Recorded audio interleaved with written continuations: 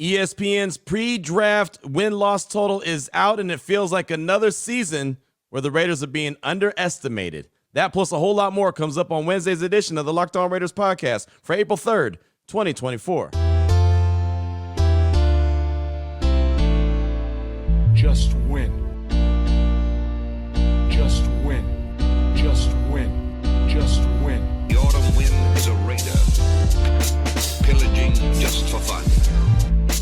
He'll knock you round and upside down and laugh when he's conquered and won.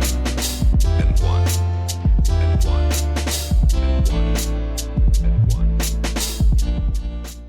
And welcome in, Raider Nation, to another edition of the Locked On Raiders podcast. Thank you so much for making the show your first listen of the day. Make sure you subscribe or follow for free on YouTube or wherever you get your podcast to get the latest edition of the show as soon as it becomes available. As always, if you're checking us out on YouTube, you know we appreciate that in a major way. The show continues to grow each and every day. My man Ari does a fantastic job. We appreciate him. Without him, there is no Locked On Raider podcast on YouTube. So shout out to Ari on Twitter at Ari Produces. You can hit me up as well at your boy Q254. And we got the Locked On Raider podcast voicemail line, as many of you hit up at 707-654-4693. We'll get your calls and texts coming up in segment number today's show. Segment number 2, going to go over ESPN's win-loss total for the AFC West and, of course, the silver and black. And it just seems like each and every year, everyone underestimates what the Raiders are going to do. We'll talk all about that coming up in segment number 2 of today's Locked On Raiders podcast. Here is segment number 1, news and notes of the day. And really, it's going to be all Michael Penix related, as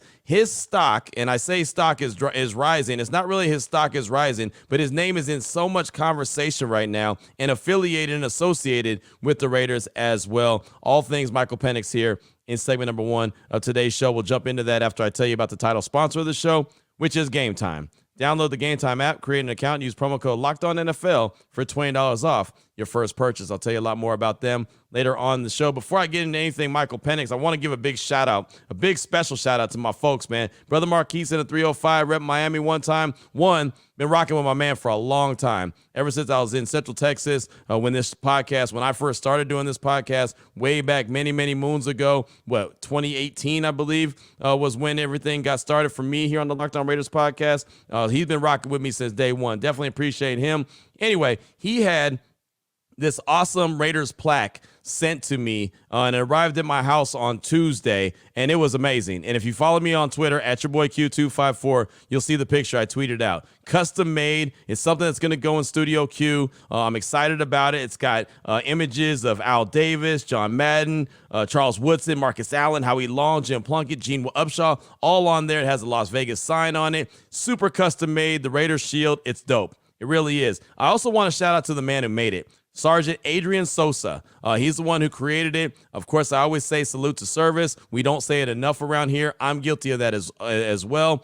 Sergeant Adrian Sosa, you do fine work, right? And that plaque that I have now will be up in Studio Q. I can't wait to get it up. As soon as I do, I'll definitely take a picture of that as well when it's on display and tweet that out. I just think that that's awesome. And shout out to Brother Marquise for making that happen as well. Really does, touch me, and it just is like, you just don't understand how much I appreciate, acts like that. And when, something comes from someone who listens to the show, and I've become friends with quite a bit over the years. Me and Brother Marquise go back. He was in Las Vegas not too long ago. Us and the families all went out to dinner and everything and hung out. So a real good dude. Definitely appreciate the gesture. And again, shout out to my guy, Sergeant Adrian Sosa, who created this awesome plaque that definitely is going to go up in Studio Q. Now, with that being said, let's go ahead and get into some Michael Penix conversation, because I mentioned the hype train has been rolling, right? I mean, there's betting lines on the Raiders if they're going to select him, and most of the betting lines out there have the Raiders as the favorites to select him. Others are looking at the Minnesota Vikings, but it's basically a 1-2 punch wherever you're looking. Either the Vikings are the favorite or the Raiders are the favorites. My guy, Jordan Schultz from Bleacher Report, he tweeted out the other day, things are heating up for Washington quarterback Michael Penix. Source said he had dinner with the Giants in Seattle after his pro day, followed by a private workout with the Vikings in Seattle. He'll have a top 30 visit with the Broncos, Falcons, Raiders, and Commanders. Per sources, that's my guy, Jordan Schultz. Well, he's also a big-time contributor on The Herd with Colin Cowherd. And so he was on there on Tuesday, and he was talking about Michael Penix and the folks that he's been talking to about Michael Penix. Here's what Jordan Schultz had to say about the quarterback from Washington. I would go back to the Arizona game, and I asked Jed Fish, who's now at Washington, was at Arizona, and I asked him about the Arizona game when they played the Huskies, and they basically dared Michael Penix to take the middle and short side of the field instead of the 25, 30-yard deep shots. They put a safety 20, 25 yards back, and they said to Penix, we're going to let you live in the middle of the field. It's kind of like what the Bills did Mahomes 3 years ago. And they said to them, to Kansas City, listen, Patrick, you're great. We're not going to let Tyreek Hill beat us. This was 3 years ago. That's what the Arizona team did to Washington. Penix took every opportunity he could in the middle of the field. I'm all in on Penix. You know that. Yeah, I love Michael Penix. Yeah. And I think he takes what the defenses give him. And I've told you as well that John Beck, his quarterback coach, has told me he's one of the most accurate throwers he's ever seen. Then I asked Kalen DeBoer about his leadership. He said he's one of the best leaders he's ever seen. And then this is the most important to me. I asked Jalen Polk and Romo Dunze, what does Michael Penix do better than anyone? And they said his accuracy is unparalleled. His ability to go back shoulder and his intelligence at the line of scrimmage is simply sensational. So when I hear that from Polk and Odunze, I'm sold. So that's one guy, insider, right? Jordan Schultz, Bleacher Report, talks all things NFL all the time. He's talking about Michael Penix. But it didn't stop there, right? Of course, as I'm scouring through Twitter or going through different channels on TV, whether it's ESPN, NFL Network, I'm always on those channels, came across some Bucky Brooks sound. And I realized that Bucky Brooks isn't the best, draft analyst. I mean, he's got some good opinions here and there, but he talks to a lot of folks. And so he was on with Rhett Lewis, and they were talking about on NFL Network Michael Penix. They were talking about all the quarterbacks, Bo Nix, Michael Penix, and also and Spencer Rattler was the other quarterback. And he was basically trying to find a place where all these quarterbacks fit, like what team they fit best with. So here's Bucky Brooks talking about where he felt Michael Penix fit best with. Let's move on to Michael Penix Jr. What makes sense there? Well, look, when I watched him at UW, he had the most fun tape to watch because he is a big play hunter. He wants to push the ball down the field. And I remember my time in the National Football League when I was playing for the Raiders. At the time it was Oakland. The late Al Davis loved the deep ball. And I can just see Michael Penix playing in an offense like that. When you watched him just go shot after shot after shot during his time at UW, I just think about the Raiders of old. Michael Penix would be a great fit because big arm, big hands, tremendous talent when it comes to anticipating the deep ball. He is a perfect fit for how the Raiders want to play. So he's talking about Michael Penix with the Raiders and talking about his time with the then Oakland Raiders and the fact that Al Davis would have loved the arm of Michael Penix, how he could throw the ball, that deep ball that, of course, Al Davis coveted so much. And, again, I talk about Michael Penix and I talk about what he's able to bring to the table, and a team that has a strong run game and wants to stretch the field is a team that he's going to be really successful with. So that's going back to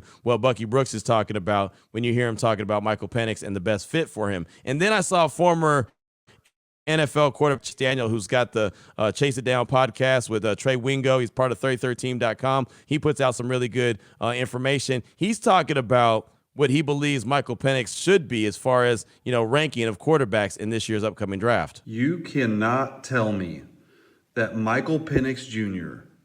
is not one of the top 2 or 3 quarterbacks in the entire class. After the performance he put on versus Texas, it is insane. I'm watching this game again. First of all, left tackle, I get your Sifton, so you got a free rusher right in your face. What are you going to do?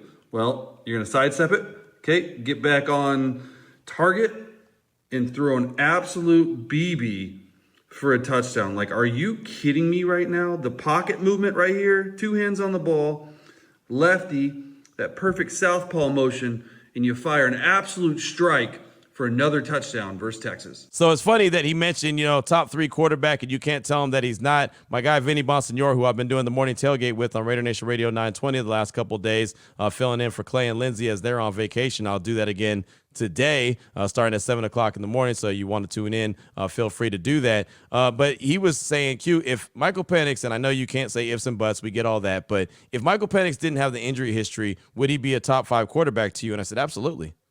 There's no doubt about it. The injury history is the only question that folks have, right? And how healthy is he? You know, it didn't sound like he had anything major coming out of the combine, or we would have heard it by now. So I feel like he pretty much got a clean bill of health.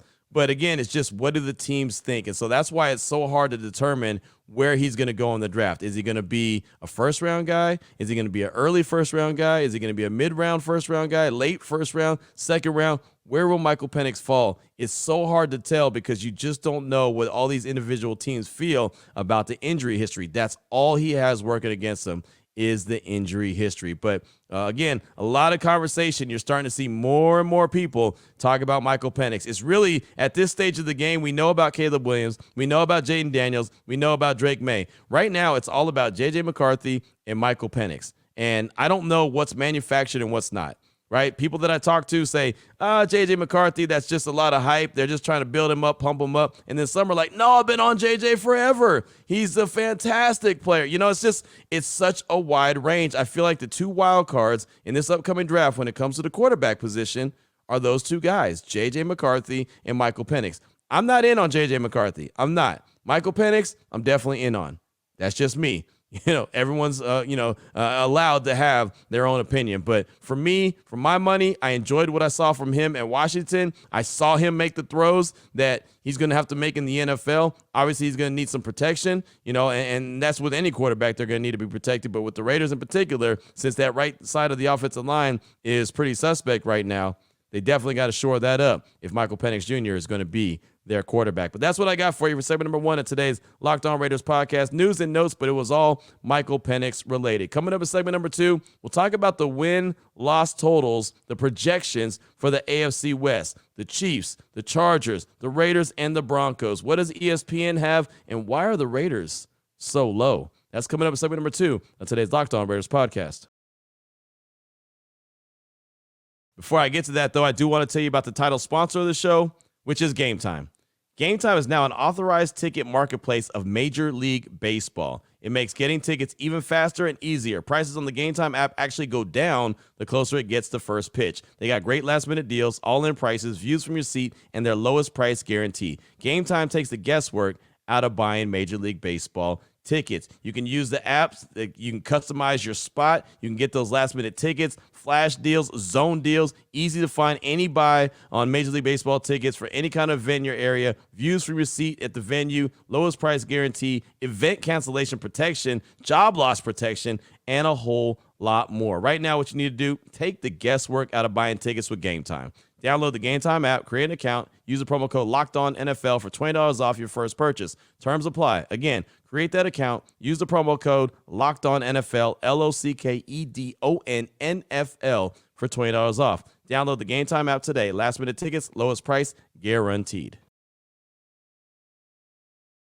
All right, Raider Nation, here we go. Segment number 2 of today's Locked On Raiders podcast. Want to get into ESPN's, their pre-draft win-loss total. They put it out for the whole NFL, but obviously we're going to focus on the AFC West and where they have the Raiders as opposed to the rest of the division. And I didn't actually stumble upon this on my own. Even though I work for ESPN, I don't always check out the website all the time. But my guy Bill, representing Pittsburgh, California, shout out to him, right before my radio show started on Tuesday, Unnecessary Roughness on Raider Nation Radio 920, sent me a DM on Twitter at your boy Q254, and he was like, have you seen this shit? And I was like, wow, I didn't see it. So I had a good conversation about it on Tuesday on Raider Nation Radio 920, but I thought I'll bring it to the podcast and get a little bit more details about it, just kind of deep dive into the conversation. So let's go ahead and jump right into it. And off top, if you want to go check out the whole article, you can check it out on ESPN.com. 2024 NFL betting, season win totals, projections for all 32 teams. Again, just going to focus on the AFC West. So let me start with the 4th team. Let me work my way up, right? In lists like that, you go 4, 3, 2, 1. So let's go ahead and start at the very bottom. According to ESPN, and these are all going to be ESPN Bet, their betting platform that they have. They've got the Denver Broncos at 5.5 wins. So, I'm not talking about betting right now. So basically they're saying they're not going to win 6 games. right? They got them at maybe 6. If you're going to go over, then it'd be 6 wins. But basically, that's not a very good season. 5 or 6 wins for Denver. They say Denver's gone under its win total in each of the last 4 seasons, the longest active streak in the league. Denver won 8 games last season, but has a projection of 5.5 wins this season. The only other team with that large of a decrease from its 2023 actual win total is Cleveland, 11 wins in 2023 to 8.5 win total in 2024. So again, Denver didn't only win 5 games in 2023, but they have them winning only 5 this year. And of course, they've got questions at the quarterback position. That they're taking an approach of really kind of overturning that roster. They don't have a lot of draft capital. They don't have a lot of salary cap space. So you realize that there's not a whole lot that they're going to do. So they could potentially have a really bad season. The one thing I know about the Denver Broncos, the Raiders have owned them,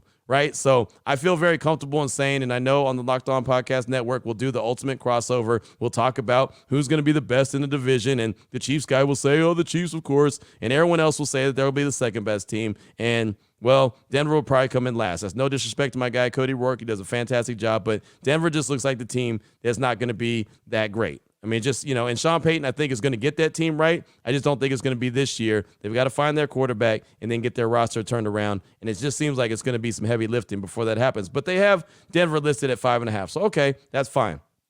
The number 3 team that they have in the AFC West is the Raiders at 6.5. They go on to say the Raiders have gone over their win total in 4 of their last 5 seasons, went under with 6 wins with the 8.5 total in 2022, which was the first year of Josh McDaniels. This is the Raiders' second straight season with a 6.5 win total, tied for their lowest since 2019. 6 went over. I was thoroughly confused by this, right? I know that everyone kind of underestimates the Raiders all the time, but when you start off the sentence saying the Raiders have gone over their win total in 4 of their last 5 seasons, my question is, why are you going to do it again? Why are you going to project them at 6.5 when Antonio Pierce himself led them to 5 wins and he only coached 9 games, right? He only coached 9 games. They got 5 wins.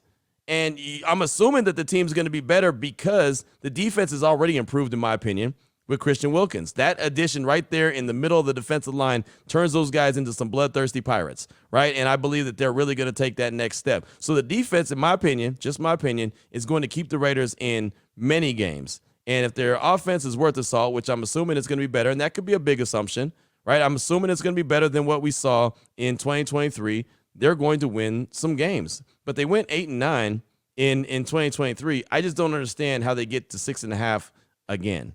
And again, when you go back and say they've gone over their win total in the 4 last 5 seasons, then what are you doing?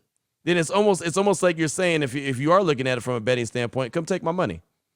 We're going to make this super low. We're going to give you some free money, right? It doesn't make too much sense. I'm looking at, and I did this exercise on my radio show on Unnecessary Roughness, Raider Nation Radio 920. I said, realistically, with the roster the way it is right now, without looking at the draft, because the draft hasn't happened. It don't happen until the end of the month. You can't say who's going to be on the team. I can't tell you what quarterback, if they're going to have any quarterback on the team. I can't tell you how much they're going to help, how much, a big-time cornerback, a defensive tackle, whatever the case may be. I can't tell you any of that because it hasn't happened.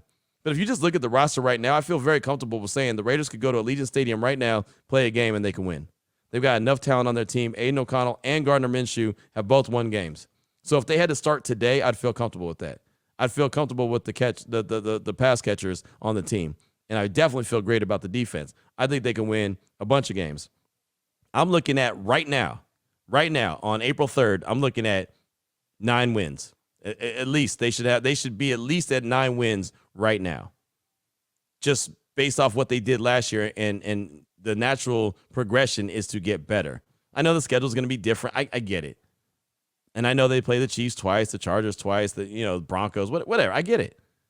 But I'm looking at that. Realistically, they should be at least at 9 wins right now with the roster that they have. And also thinking that at the end of this month, they're going to get better with the draft. They're going to bring in some players, bring in a difference-making quarterback, whoever that may be, and add some other players to it. But again, like I said, I'm not going to count that. Not going to count the reward before it actually happens. Right, you gotta see it before you can count for that.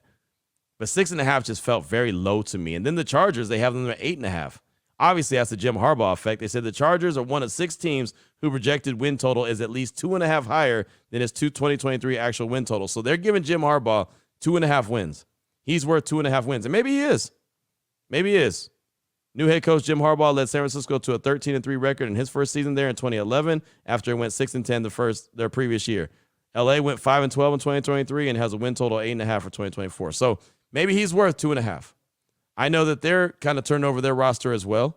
They've got to add some pass catchers after sending Keenan Allen to Chicago, right? There's a lot of salary cap that they shed, and it feels like that they're going to take a quick minute to turn things around as well. But they have a quarterback, so I can even excuse that. The only thing that kind of sticks out to me when it comes to the Chargers is we do this every year with the Chargers.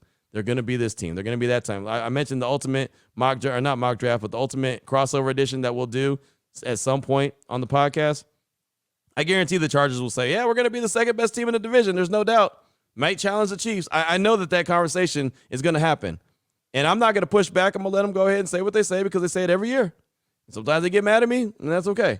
But, I just every year we see it. I believe that they have talent. I know they have talent. I know Herbert's a really good quarterback, and I know Jim Harbaugh's a really good head coach. But until I actually see them take that next step, I'm not going to just rubber stamp it and say, yeah, there's no doubt. I don't mind being late to that party like I was late to the Lions party, and they ended up being a really good team, and I got to give them credit for that. But 8.5 wins they have projected for the Chargers. Then, of course, they have the Chiefs at 11.5 to win the division. Kansas City's won at least 12 games in 5 of the 6 seasons with Mahomes as the starting quarterback, last season being the lone exception. This is the 6th consecutive season that Kansas City has a win total of at least 10, the most of any team over that span. And until you knock off the Chiefs consistently, that makes sense. Not mad at that. They're proven at least, but the Chiefs at 11.5, Chargers at 8.5, Raiders at 6.5, and then they have the Broncos at 5.5. I look at least 9 wins for the Raiders. What says you? 707-654-4693. That's the Locked On Raider podcast voicemail line. Your calls and texts are coming up next in segment number 3 of today's Locked On Raiders podcast. Before we get to that, though, I do want to tell you about FanDuel. Spent the whole segment talking about over-unders when it comes to win-losses. Well, you can go to FanDuel and get your own, over-unders on a whole bunch of different subjects because the sports calendar is just loaded. FanDuel is making it even more exciting to get in on the action. Right now, new customers get $200 in bonus bets with any winning $5 bet. That's $200 you can use to bet the tournament, Major League Baseball, NBA, NHL, and so much more. And if you're betting the tournament, do it. It's fun. Final Four for the men's and the women's. Let's get it, right? Excited about it to see how it's going to shake out. Go to FanDuel.com/lockedon. Make your first bet a big win. We like winners. FanDuel, it's America's #1 sportsbook. Here we go, Raider Nation. Segment number 3 of today's Locked On Raiders podcast. Your calls and text draft that Locked On Raider podcast voicemail line, 707-654-4693. Let's start things off with Henzo from the DMV. He's calling with a short and sweet call about what he thinks the Raiders need to do at 13. Here he is, Henzo. Q, it's Henzo from the DMV. That's the District, Maryland, and Virginia. Been a fan since '84 when we were running with the night with Marcus Allen. I believe the move in the draft is to pick up that OT at 13, wait on Penix, and then let White and Penix work the play action. That is what we were always about in the past, and I think that's what we're going to be about, hopefully, in the future. Get that defensive line straight, get those cornerbacks you're talking about, and let it roll. Just win, baby. Enzo, thanks for the call. Appreciate you, my man. And it very well could shake out like that. I like Penix for that exact reason. I said in segment number 1 how much conversation there's been around Penix and how much conversation there's been around Penix and the Raiders. If he has a strong run game, he can use that play action, throw that ball around the yard. I could easily, and I mean easily with a capital E, see the Raiders ending up with Penix when it's all said and done, and Raider Nation being excited about it because we know he's got a hell of an arm and he can throw the ball around the yard. One of the more accurate quarterbacks that are going to be in the draft. He can do some really good things. Not mad at that at all. If Jaden Daniels wasn't part of the draft, I would be all team Michael Penix. That'd be QB1 for me. But since Jaden Daniels is in the mix and we know the relationship with AP, that's why he gets the top spot for me. Outside of that, Michael Penix is the dude. But thanks so much for the call. I do appreciate you. Up next, got a text from Means the Raider. It says, hey, Q. Means the Raider here. I love your take on Aiden O'Connell and Gardner Minshew. I believe that if we build through the draft and Tom Telesco makes smart picks, build this team up year after year, this draft along with next year's draft, and after year 2 or 3 with Antonio Pierce and Telesco, I think we're a Super Bowl contender. Now, it all depends on if we reach for a quarterback this year or if we stick the course and pick and build our defense, build a great offensive line, and see what Aiden can do. Love to know your thoughts. Thank you, Q. I love your takes. Keep doing what you do. I love the show. And you have a great day, brother. That's Means the Raider. And look, he's basically saying don't reach for a quarterback. Build the team up. Build the offensive line. Continue to build the defense. Win games the way that you're winning games. And, at some point, you'll either get a big-time quarterback or you'll just continue to win games. And as long as that team is where it needs to be in a couple seasons, could be a Super Bowl contender. And that's a good approach, right? Again, and the thing about it is the reason why it's a good approach, it's not the approach that I want to take, but it's a good approach only because O'Connell and Gardner Minshew have starting experience. Minshew and O'Connell have won games, right? You know that they're capable of holding it down if need be. And hell, even if the Raiders get a Jaden Daniels or get a Michael Penix or get insert big-time quarterback here, no telling when they're going to actually be on the field, right? So they might not even be able to help them right away. And the good thing is you have O'Connell and you have Minshew. So, again, that is an approach that you could take. And, I'm sure Tom Telesco is weighing his options as we speak. What makes the most sense? What is he willing to do? Give up the farm to go get one guy in particular, or does he want to continue to build the team? Again, as Antonio Pierce says it all the time, there's more than one way to skin a cat. It doesn't take just one method. You can do it multiple different ways. You can get it done. So he's going to get things done his way. Obviously, Tom Telesco's got the experience. He's been there, done that. He's going to try to get things done his way. And the only thing that we have to sit back and wait is see what that collaboration looks like between AP and Tom Telesco, what the agreement is, how it all shakes out when we see the draft on April 25th. But it's not a bad way to approach, especially with the defense that looks the way it is right now and the addition of Christian Wilkins. That side of the ball should be stronger than ever coming up next year. So thanks so much for the text. I do appreciate you. Up next, got a quick call from Raider Guru. He's calling to ask about my statement about AP and wanting to know what I know about Antonio Pierce trying to influence Tom Telesco to move up the draft and go chase Jaden Daniels. Here he is, Raider Guru. Yo, Q, it's your boy Raider Guru. I'm just wondering, because I do hear you say quite a few times that Anthony Pierce is trying to get Jaden Daniels. I know that for a fact. And I would just like to know what it is that you know or why you know it as a fact, because we don't know as fans. And if you do know something that makes you know for a fact that that's what Antonio Pierce is doing, I would just love to hear it. Thanks. Get just some more information and go Raiders. Thanks so much for the call, my man. I appreciate you. And look, he's basically told us. Antonio Pierce, without, just coming out and saying, I'm doing everything I can to get up and go get Jaden Daniels. He said at the Combine, and I had the audio here on the show, I'm a go-getter. I know we need a quarterback. Yeah, I have no problem moving up the draft. I just got to trust Tom Telesco, the magician, to go work his magic. He knows what we want. He knows what we need. Just go get it. He said that publicly. And I know behind the scenes for a fact that he's trying to push Tom Telesco. What I don't know is what Tom Telesco thinks. I don't know that at all. But I know, if I know for a fact, as most of us should know, that AP wants Jaden Daniels. Now, just because he wants him doesn't mean he's going to get him. But I know that he wants him. I can tell you that with 100% confidence, and I never, ever throw something out there against the wall and hope it sticks. If I know for a fact that he wants Jaden Daniels, I'll tell you, yeah, he wants Jaden Daniels. And like I said, he said enough out loud publicly to back that statement up. But I promise you, Raider Guru, as you told me everything that you told me about what you know, I know for a fact that AP wants Jaden Daniels. I don't know what Tom Telesco feels about that. And at the end of the day, that's who matters because he's the one calling the shots. Thanks for the call. I do appreciate you. Up next, got a text from Rob and Hemet. He says, hey, Q, Rob from Hemet here. My question I want to discuss is, how different is Jaden Daniels' game than Justin Fields? He seemed to be a run-around-the-yard quarterback that needed a little development in the passing game. Now that Luke Getsy is our OC, would he be able to get the best out of Jaden Daniels anyway? I love Jaden Daniels' projected talent, but I'd hate to mortgage the future when we may not have the right person to develop him in place. What do you think? That's Rob and Hemet. And thanks for the text and the message. I think it's a valid question, but my opinion, Jaden Daniels' arm talent is way better than Justin Fields. Just way better, right? I also think that with Luke Getsy being now, I don't want to say a seasoned veteran as far as the play caller goes, I think he understands how to be a play caller better. Because remember when the Bears got him from Green Bay, he was not a play caller.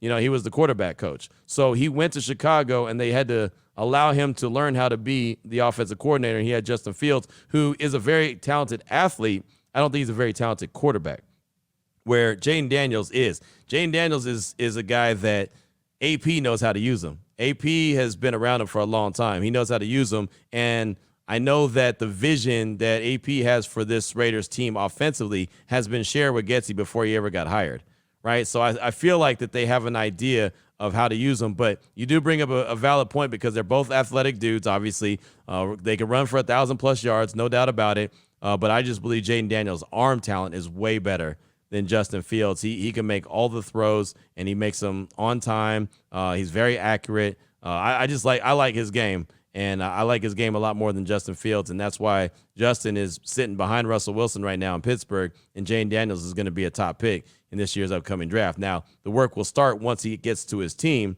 whatever team that may be, Raiders or anyone else, but Jayden Daniels has the tools to get it done. So thanks for the text, my man. I do appreciate you. Like I said, very, very good question, that's for sure. We'll close out with a call from Sucker Free Raider. He's calling to let us know that he's through when it comes to the quarterback conversation. He's happy about football, and also shouts out our guy, Nate Glass. Here he is, Sucker Free Raider. What's up, Q? What's up? What's up? It's your boy, Sucker Free Raider. Just calling to say that, man, I'm waving the white flag. I give up. I'm going to still rock with you. I'm going to listen to every episode you got, podcast, but as far as everybody else and all these other outlets or whatever, I'm done. The quarterback talk is just ran into the ground. But hey, man, on a lighter note, football's back. Just watched some football over the weekend at UFL. At least we get to see the pigskin thrown around a little bit. I randomly picked Houston Roughnecks as my team, I guess because it's the closest to Cali, and got a couple of family members out in Houston, so I'm rocking with them Roughnecks. And one last thing before I go, man, I want to give a shout out to Mr. Glass, your boy Nate Glass, the Pittsburgh fan. It's always rocking with us, always got something positive to say and some good insight and everything. The reason I brought him up is because I wondered if you had an update on him or something, because I know he called in from like the hospital or something one time, and I can't remember exactly what was going on with him. But, man, just a quick little shout-out to him, man, for being able to rock with both teams, I guess, you know what I mean, and always showing us love. So I'm going to show him love back. All right, I'm out. Thank you for the call, my man. I appreciate you. And, I mean, look, I understand a lot of folks are going to be tired of the quarterback conversation. I would love to be talking about a quarterback that I know the Raiders have, as opposed to, well, maybe it's this guy. Maybe it's that guy. This is what they got to do to get this guy. Like, I get it, but when it comes to the Raiders, that's the conversation right now, right? I mean, we talked about the win-loss total in segment number 2. What would the win-loss total be if the Raiders had a quarterback that the rest of the league looked at and said, yeah, that's a threat?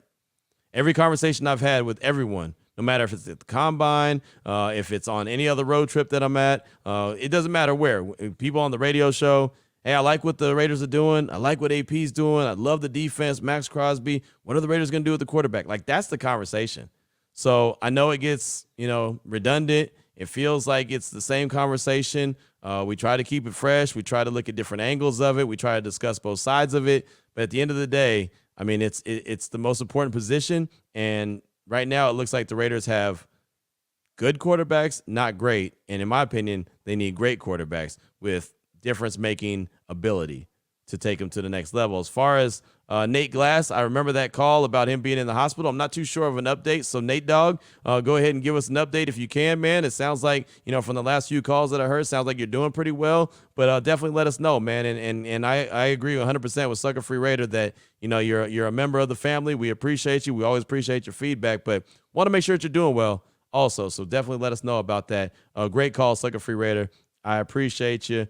And that's all I got time for. I got a text from Desert Raider in Arizona. We'll get that tomorrow. And Big Fish in Pittsburgh, Cali. We'll get to that tomorrow as well. We'll have more news and notes. We'll have more conversation. What direction will we go? Well, we'll find out. That'll be on tomorrow's show. Again, doing the morning tailgate with Vinny Bonsignor starting at 7 a.m. on Raider Nation Radio 920. So working that trifecta again from the morning tailgate to Unnecessary Roughness to game night on ESPN. And boy, when this week is over, I am going to I'm going to sleep. I'm going to sleep all week long. This has been a long week already, but we'll muscle through it, Raider Nation, because that's what we do. So until then, Raider Nation, take care of yourself, take care of your family, love on your family. Most importantly, as always, just win, baby.